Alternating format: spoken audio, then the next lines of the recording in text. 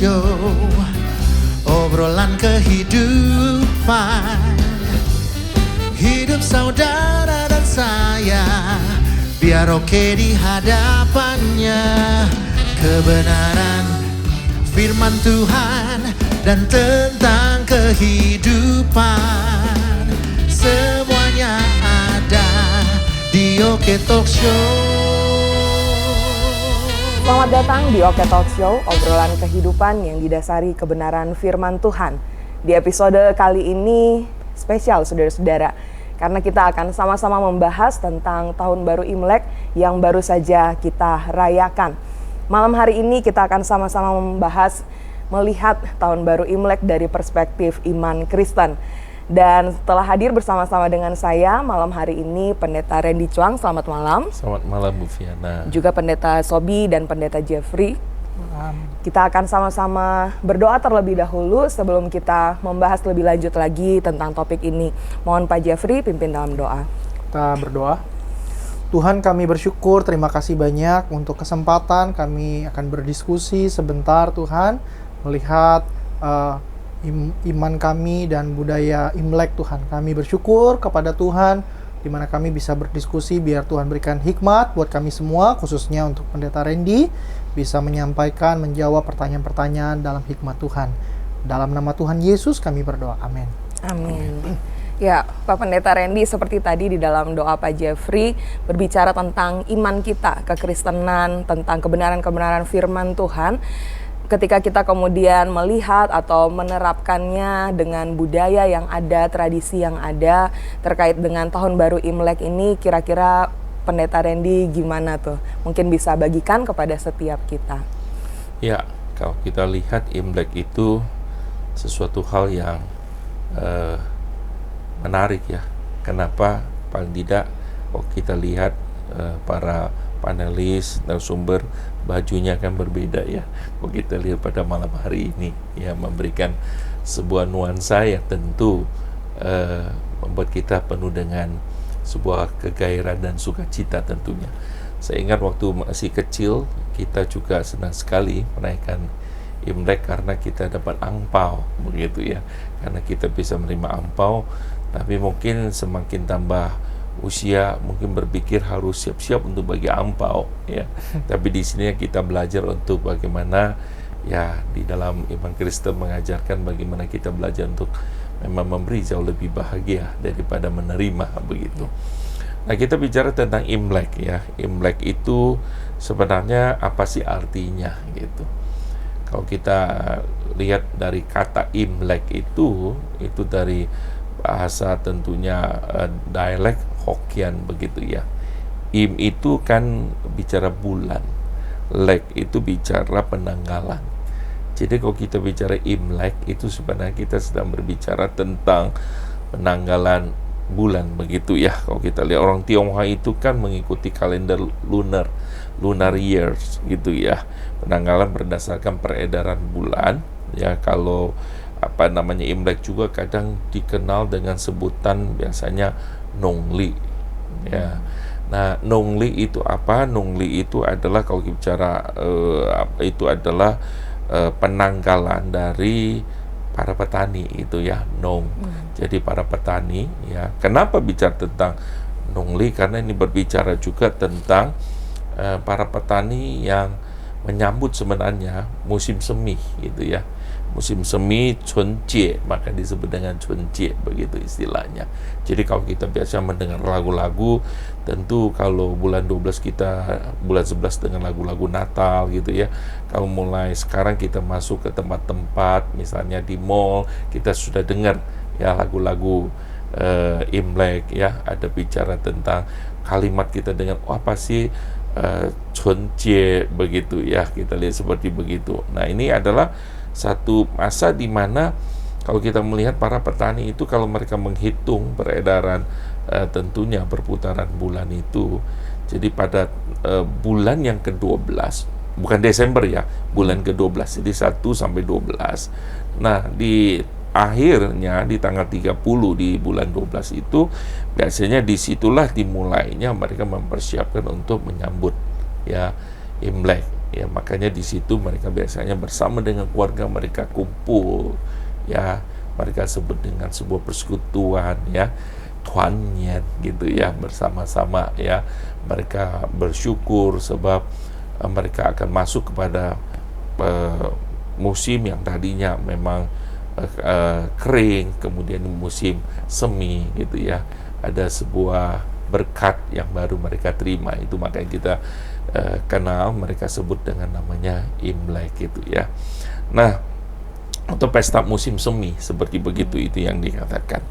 Nah, kalau kita melihat biasanya kadang istilahnya kadang kalau orang Tionghoa itu, kalau saya bicara tentang Tionghoa itu sejarahnya cukup lama kan, ribuan tahun yang kita tahu tentunya.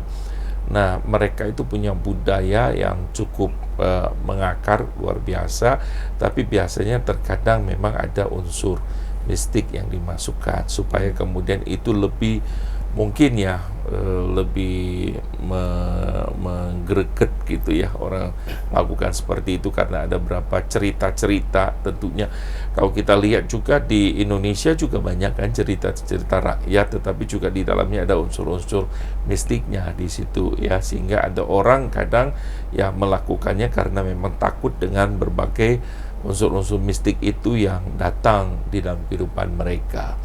Jadi kalau kita melihat misalnya bicara Kuo Nian, di dalam pemahaman orang Tionghoa dari sejarah gitu ya, mereka berbicara itu Nian itu apa gitu ya, bisa pengertian waktu bicara Kuo Nian bisa dalam pronouns yang sama, bisa juga tulisan berbeda, orang Chinese itu, orang Tionghoa, tapi artinya juga bisa berbeda.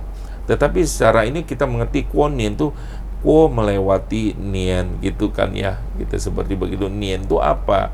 Nah, di dalam pemahaman dari orang Tionghoa itu bahwa ada satu binatang tentunya gitu ya, yang akan mereka sangat takuti, yang akan mengganggu mereka seperti begitu ya, yang sangat bahaya. Itu sebabnya pada waktu mereka masuk pada Imlek, mereka bilang Kuo Nian, mereka sudah melewati binatang ya yang takut, yang mereka sangat takuti itu, yang sangat bahaya hidup mereka, sehingga mereka masuk sebenarnya ucapan syukur. Jadi kalau kita melihat sangat menarik, memang tema kita ya Ibu Viana, Pak Sobi, dan juga Pak Jeffrey dan para pemirsa bicara Imlek dan iman Kristen. Sebenarnya kalau kita lihat ada sebuah kaitannya. Misalnya tadi saya lihat ya ada bicara tentang ucapan syukur ya pada waktu melewati masa-masa yang susah, masa-masa yang sulit. Bahkan nanti ke dalam kita akan diskusikan jauh lagi dari perspektif Alkitab. Kalau kita melihat pun bukan ke bangsa Israel, mereka juga melewati masa-masa yang sulit ya. Di situ kemudian malapetaka itu tidak menimpa mereka, melewati mereka. Yang kita juga kenal sebutan misalnya seperti Paskah begitu kan ya, Passover begitu ya. Jadi memang malaikat Tuhan melewati dan juga mereka bisa selamat tentunya seperti itu. Dan sangat menarik kan dibubuhkan darah anak domba. Itu sebabnya kita ini Imlek itu kalau kita lihat nuansanya kan merah begitu ya. Nuansa merah itu tentu nuansa sukacita, tetapi juga mereka tentu dari cerita merah itu ya, kalau Indonesia bilang berani, tapi merah dalam pengertian mereka bahwa Nian ini takut dengan warna merah gitu. Itu sebabnya ya dengan pakai baju merah ya tentu paling tidak bisa mengatasi ya.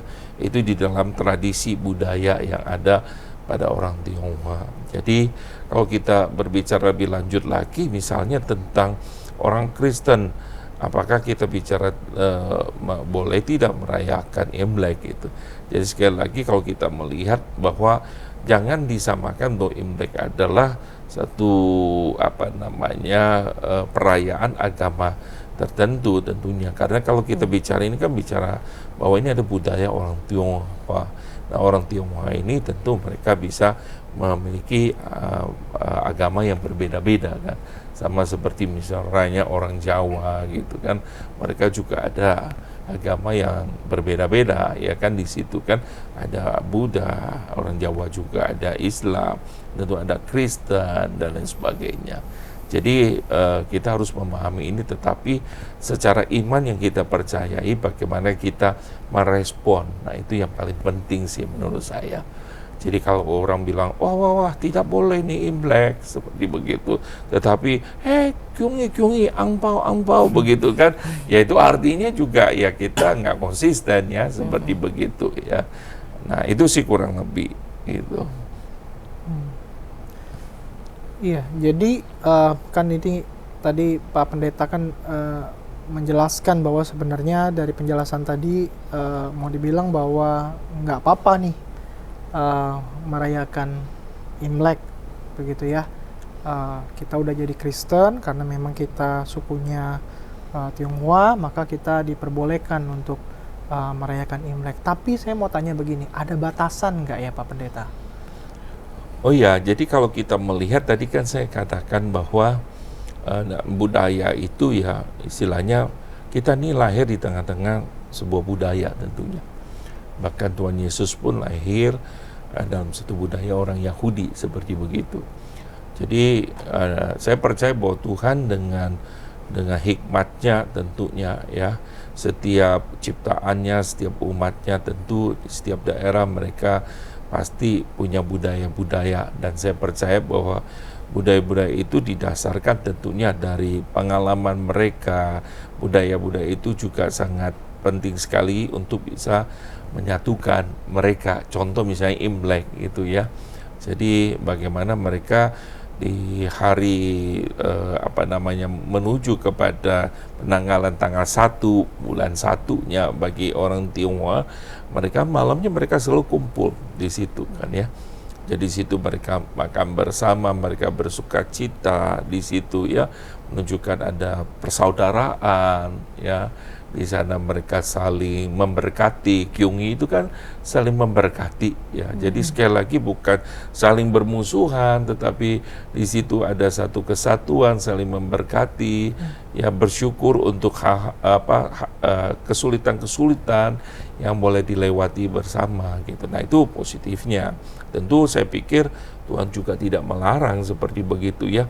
Ada sebuah wadah yang bisa kita pakai bersama gitu ya, karena tentu saudara-saudara kita, keluarga kita adalah orang-orang yang juga memiliki budaya, dan kita misalnya budaya seperti itu, atau mungkin kita bukan orang Tionghoa, bahkan kita juga bersama-sama dan masuk di dalam keluarga misalnya Tionghoa, kita bersama-sama juga boleh mengucap syukur gitu. Cuman memang ada batasannya menurut saya. Hal-hal yang sebenarnya yang dilarang oleh Tuhan ya, prinsip-prinsip itu tidak boleh kemudian kita ikuti seperti begitu. Misalnya tentu ini dalam perspektif iman Kristen ya, ini kita bicara dalam perspektif iman Kristen, tentu kita menghargai kepercayaan ya yang dianut oleh saudara-saudara kita yang bukan Kristen tentunya. Tetapi misalnya dulu saya sebelum kenal Tuhan, tentunya kita biasanya di tanggal 30 itu kita lakukan sembahyang gitu. Nah, sembahyang kita itu adalah kita tunjukkan, misalnya saya dari kecil diajarkan untuk sebut satu bahasa dialek itu Tian Akung. Jadi misalnya pertama kita mesti sembahyang dulu kepada Dewa Langitnya seperti begitu kan ya. Dan kita juga ada di bumi, dan kita juga lihat ada Dewa Tanah seperti begitu. Dan kita juga bersama-sama juga dengan leluhur kita ingin kyungi dan lain sebagainya.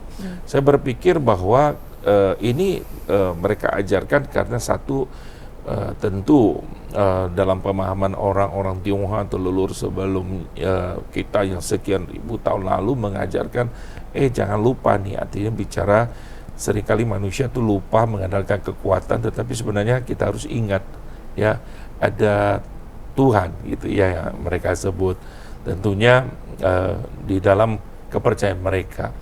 Lalu ingat nih leluhur, jangan kita lupa sama leluhur gitu. Jadi saya pikir ini prinsipnya ya, prinsipnya dulu kita lihat. Ini kan kembali bahwa saya percaya bahwa di dalam iman Kristen juga kita diingatkan, iya kita jangan lupa nih sama Tuhan, tentunya seperti begitu kan. Apalagi misalnya Imlek tahun ini jatuh pada hari Minggu seperti ini. Dan saya bicara kepada jemaat untuk ya datang ke gereja dulu gitu ya, bukan cari ampau dulu tentunya ya. Kalau justru di sini kita menunjukkan kepada saudara-saudara kita yang mungkin berbeda kepercayaan dengan kita misalnya, dan mereka pasti menghargai. Saya misalnya melihat misal saudara kita misalnya dari Muslim, mereka Idul Fitri mereka juga ke masjid dulu, mereka sholat Id dulu seperti begitu ya. Dan kita nih kalau ke gereja, kita berdoa, ini jatuh hari Minggu, ya hari yang khusus, ya tentu masa ini hari ibadah yang biasa kita lakukan, lalu kita bisa ganti kepada, ya udahlah kita nggak usah deh kita bangun siang, kita duduk, kita bisa makan pesta pora, berarti kita lupa dengan Tuhan seperti begitu. Ya, jadi kita lupa sama orang tua, lupa lur. Nah itu, jadi dulu saya lakukan itu, tapi setelah percaya kepada Tuhan ya kita bisa mengungkapkannya di dalam iman kita, iman Kristen yang tidak bertentangan dengan kebenaran firman Tuhan, seperti begitu sih. Tapi berkaitan dengan tadi Pak Pendeta juga bicara bahwa biasakan memang ada kita kumpul keluarga. Yang sering kali menjadi pertanyaan, dan pertanyaan sangat dilematis Pak Pendeta. Mungkin Pak Pendeta bisa kasih tips.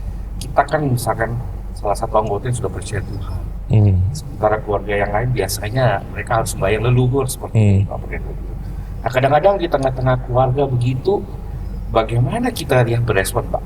Kita tidak lakukan, dibilang kita nggak sopan, kurang ajar, nggak menghargai orang tua. Sementara satu sisi iman kita merasa bahwa dan nggak bisa gitu. Nah ini kadang-kadang yang menjadi dilematis gitu Pak, di tengah-tengah pergumulan kita, orang yang percaya masih keluarga besar, masih belum kenal Tuhan. Mungkin Pak Pendeta ada tips? Ya justru menurut saya disinilah saatnya kita harus memberikan sebuah transformasi ya, tentu di tengah keluarga kita. Artinya begini, bahwa bagaimana dalam pemikiran dari saudara-saudara kita yang belum percaya itu kan seringkali dilihat ya orang Kristen misalnya itu tidak menghormati orang tua, tidak mengasihi orang tua, seperti begitu. Ini adalah ajaran dari Barat, bukan dari Timur. Padahal kalau kita lihat Tuhan Yesus kalau dalam budaya Yahudi itu juga Timur, seperti begitu ya. Dan bahkan kalau kita melihat dalam Alkitab mengajarkan prinsip yang terutama, hormatilah ayahmu dan ibumu, seperti itu kan, dalam mengatur hubungan antara horizontal, ada vertikal dengan Tuhan 1-4, 5-10. Kalau 10 pun diberikan hukum yang mengatur manusia dan manusia, itu Tuhan taruh yang pertama, hormati ayahmu dan ibumu. Tetapi di dalam bentuk kita menghormati adalah di dalam Alkitab justru mengajarkan bagaimana masih dia masih hidup gitu. Kalau misalnya dia sudah mati, kita mau tiap hari kita ke kuburan juga tidak ada gunanya lagi tentunya semasih hidup. Makanya saya berpikir bahwa justru ada sebuah pesan ya kepada kita yang orang tua masih ada, orang tua masih hidup gitu. Justru ini waktunya kita menunjukkan hormat kita, bakti kita kepada mereka ya. Dan kita mengatakan bahwa tentu menghargai cara mereka untuk mengungkapkan bakti mereka, tapi kita juga pasti harus mereka juga harus menghormati, menghargai ajaran iman kita untuk menghormati orang tua. Cuman celakanya adalah seringkali kan memang kita jadi orang Kristen, nah itu yang Tuhan tegur juga kan kepada orang-orang Yahudi seperti begitu. Mereka bilang, ya udah sorry untuk orang tua, mereka sudah kasih buat Tuhan, jadi nggak bisa misalnya untuk menolong orang tua dan sebagainya. Yaitu iman yang salah ya, iman yang salah kaprah seperti begitu. Justru manusia bisa saja memutarbalikkan atas nama Tuhan, tetapi sebenarnya Tuhan tidak berkenan dengan cara-cara seperti itu, sehingga kemudian orang melihat, loh ini orang Kristen kok tidak, apalagi anak Tuhan, malah tidak seperti kita gitu ya, yang sangat menghormati, mengasihi orang tua, seperti begitu. Kadang-kadang kan suka dibilang, wah fanatik sekali ya, enggak sopan nih orang tua, nggak disembayangi. Iya, saya punya pengalaman itu sebenarnya, karena orang tua saya atau kayak saya kan sangat totok sekali seperti begitu. Tetapi justru saya menunjukkan bakti kepada akung saya dia itu sangat cukup fanatik di dalam kepercayaan dia gitu ya. Tetapi akhirnya dia bisa memahami karena daily life kita itu menunjukkan bahwa kita itu berbakti kepada dia gitu loh. Ya akhirnya ya puji Tuhan sampai umur 85 tahun baru dia percaya kepada Tuhan. Tuhan kasih dia 12 tahun, 97 tahun baru dipanggil pulang gitu kan ke pangkuan Bapa di surga. Jadi saya percayalah anugerah Tuhan bekerja ketika kita melakukan bagian kita dengan benar, tanggung jawab ya, PR yang harus kita kerjakan. Cuman bagaimana kita harus menjadi saksi kalau kita menceritakan tentang Tuhan kalau kita tidak hidup ya di dalam kebenaran firman Tuhan. Iya. Ini saya lihat Pak Pendeta habis potong rambut kayaknya Pak Pendeta. Ya betul sekali. Jadi saya pengen tanya nih, tentu ini kan banyak sekali nih Bapak Ibu yang di rumah juga mungkin bertanya-tanya tentang hal-hal praktis di sekitaran kita merayakan Imlek gitu ya. Misalnya itu tadi sebelum Imlek mesti rapi begitu ya, rumah dibersihin semua, lalu kemudian potong rambut dan sebagainya. Lalu juga ada kepercayaan-kepercayaan lain, misalnya waktu Imlek nggak boleh tuh nyapu gitu ya.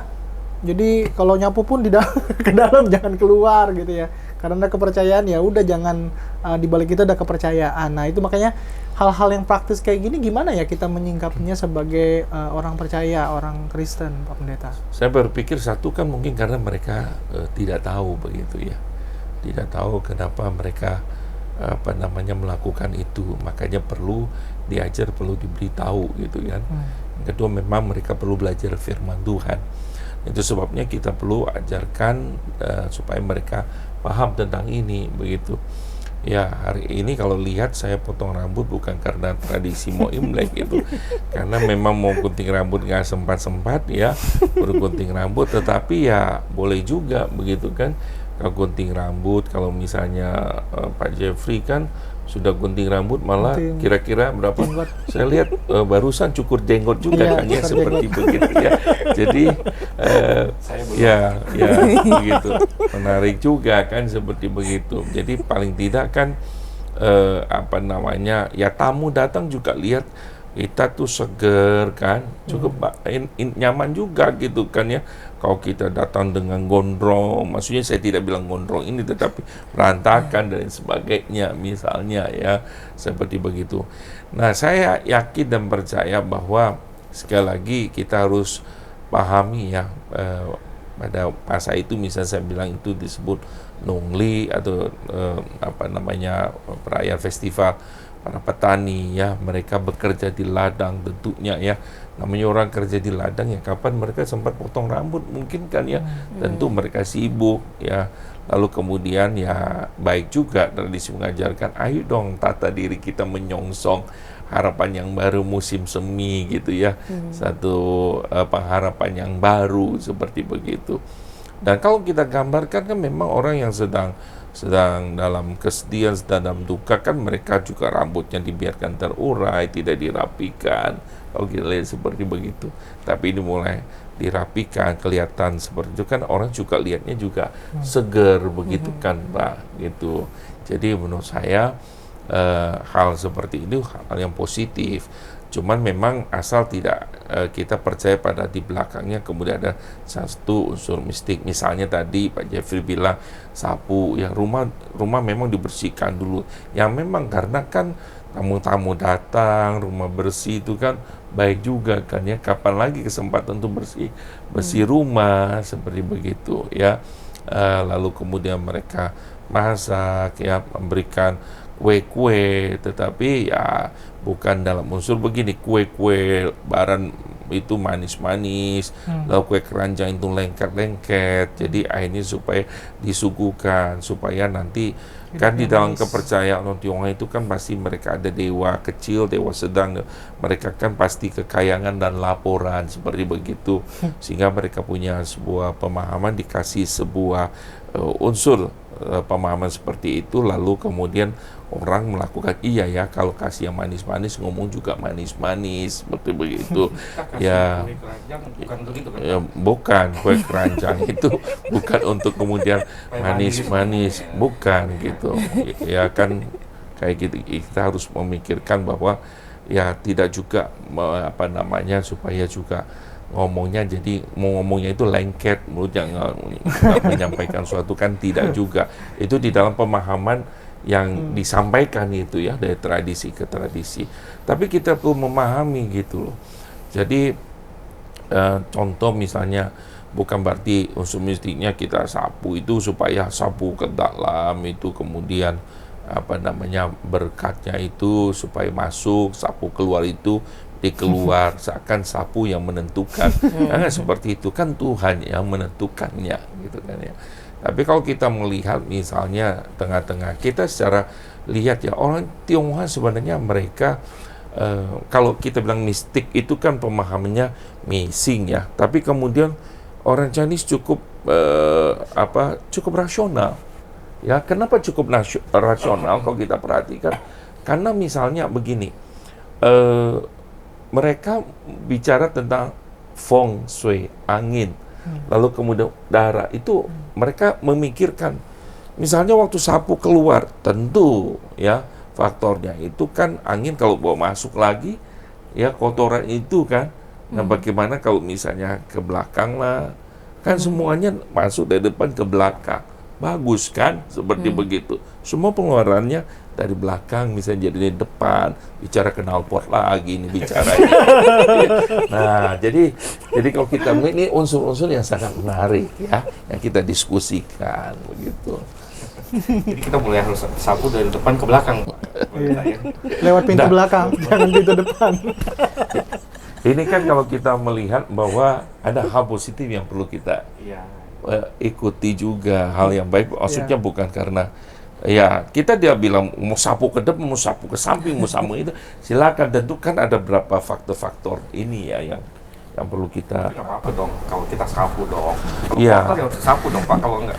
Iya, kalau saya pikir kalau di rumah saya kan tamu kalau datang misalnya setelah pergi ya kita pasti sapu bersih. Tapi kan kenapa nggak boleh sapu gitu kan? Ya orang kan konsepnya kok ngusir gitu kan, seperti itu tamu. Gitu. Atau zaman dulu mungkin terlalu sibuk gitu ya, jadi nggak sempat sapu gitu. Sekalian aja. Jadi muncul tradisinya nggak boleh sapu, padahal nggak sempet, bukan nggak boleh.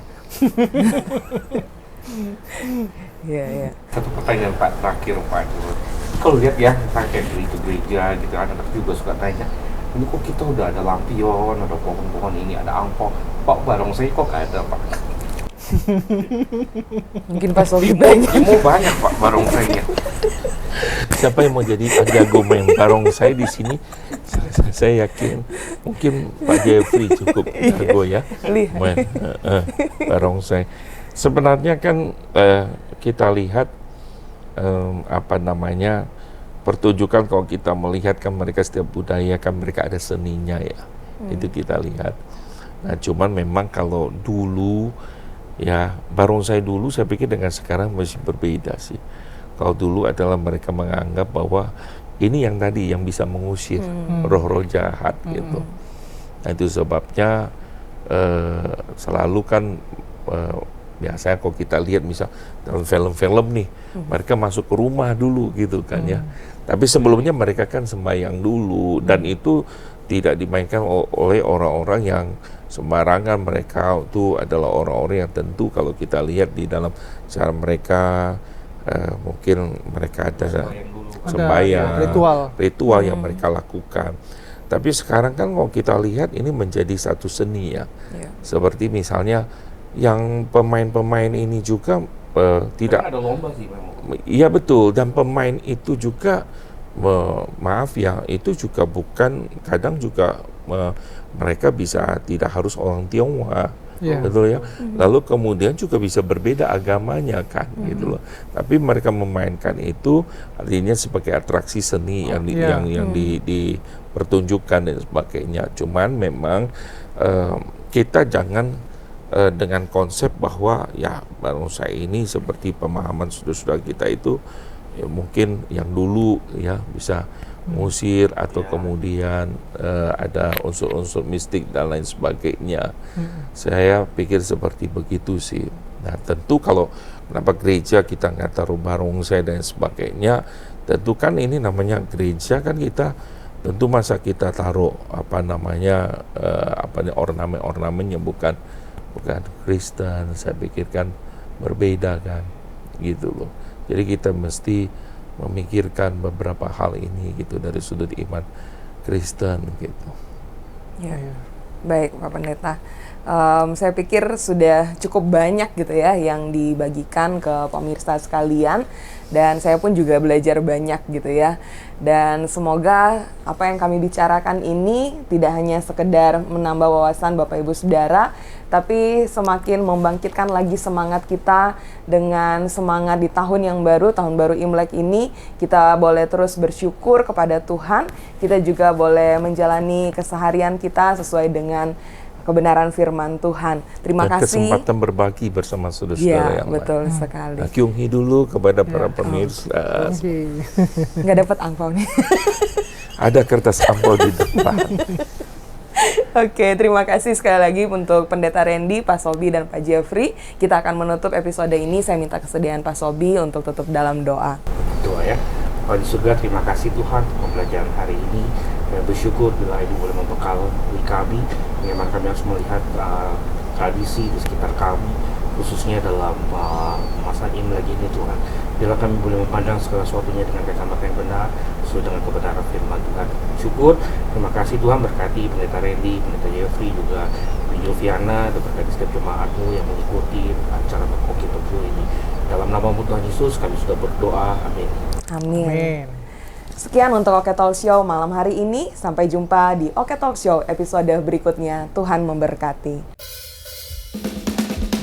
Oke Talk Show, obrolan kehidupan, hidup saudara dan saya, biar oke di hadapannya.